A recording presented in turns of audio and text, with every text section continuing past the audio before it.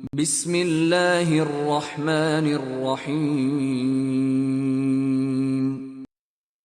أنزل من السماء ماء فسالت أودية بقدرها فاحتمل السيل زبدا رابيا ومما يوقدون عليه في النار ابتغاء حلية أو متاع زبد مثله كذلك يضرب الله الحق والباطل فأما الزبد فيذهب جفاء وأما ما ينفع الناس فيمكث في الأرض كذلك يضرب الله الأمثال.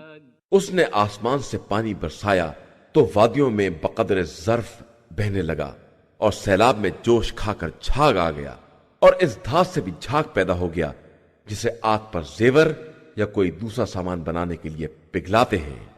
इसी तरह परवरदिगार हक व बातिल की मिसाल बयान करता है कि झाग खुश्क होकर फना हो जाता है और जो लोगों को फायदा पहुंचाने वाला है वो जमीन में बाकी रह जाता है और खुदा इसी तरह मिसालें बयान करता है. خداوند از آسمان آبی فرستاد و از هر دره و رودخانه‌ای به اندازه آنها سیلابی جاری شد.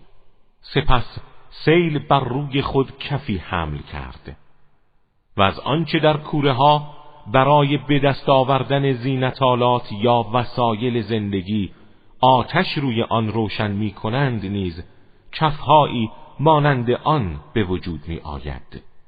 خداوند حق و باطل را چنین مثل می زند.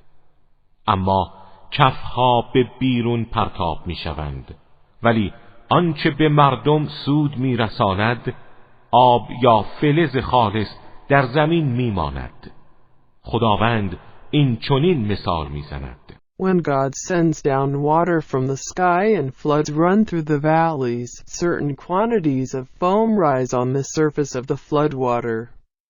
This is similar to that foam which rises when you expose something to the heat of a fire to manufacture ornaments or for other reasons.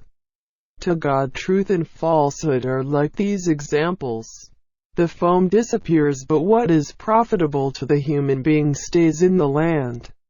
Thus does God coin his parables.